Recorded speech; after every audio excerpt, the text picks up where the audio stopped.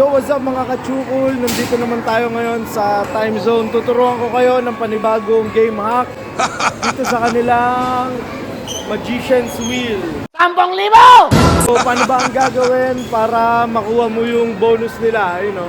312 na tickets nila. Oh my God!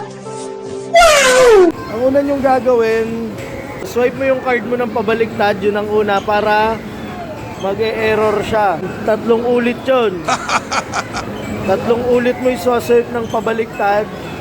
Sabay, press nito, 1, 2, 3. Then, tsaka mo ngayon iswaswipe tong mismong card mo. Pag lumalabas ng ganon, ibig sabihin, kumagat yung code mo. Pwede na! So ngayon, sure ball to na makukuha natin yung jackpot ticket. Press mo na. Yan na yan, panoorin nyo.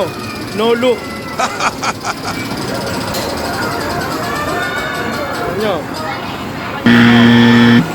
Naghintay ka ba? Wala na.